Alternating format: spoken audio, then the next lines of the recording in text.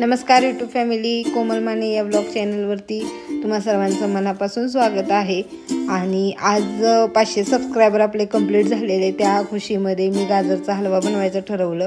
तर मी ते तूप ठेवला होता, त्यामध्ये 2 चमचे तूप टाकलेलं आणि काजू बदाम चिरून घेतले होते, कापून घेतले होते। ते मी शालो फ्राय करून घेतलेले आहेत आणि ते काढून घेतलेत।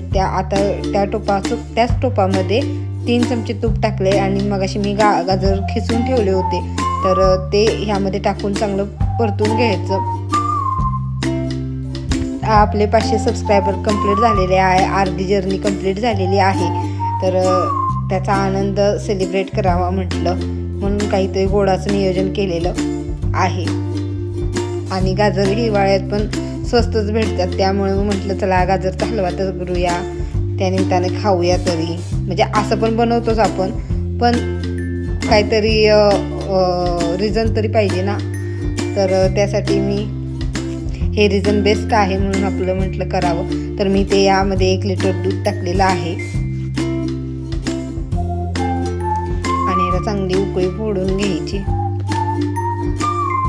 मस्त उकळी वगैरे फुटलेली आहे, तर आपण वेलची वगैरे सोलून घेतली आणि त्यात साखर टाकून मस्तपैकी बारीक करून मिक्सरला ते वेलची पूड आणि साखर थोडीशी तर ते टाकून घेतलेलं आहे। चांगलं हलवून घ्यायचं। तर ही साखर कमीच आहे, तर मी अजून एक तेवढंच मिक्सरचं भांडं तेवढे भरून मी साखर टाकलेली आहे। हे चांगलं मिक्स करून घ्यायचं।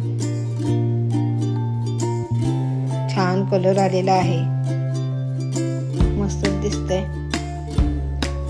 तर तुम्ही सर्वांनी एवढं प्रेम केलेलं आहे आपल्या चॅनलवरती, त्यामुळे खूप आनंद झालेला आहे आणि अर्धी जर्नी आपली सक्सेस झालेली आहे।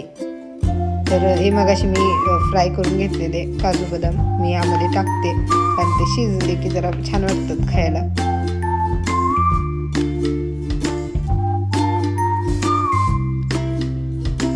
छान हलवून वगैरे घ्यायचं पूर्ण।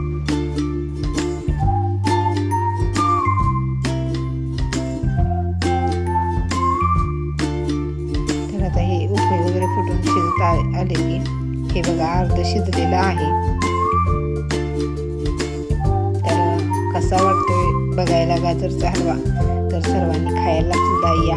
आणि व्हिडिओ जर आवडला तर व्हिडिओला नक्की लाईक करा आणि चॅनलला सबस्क्राईब करायला अजिबात विसरू नका। आणि सर्वांनी खुश राहा।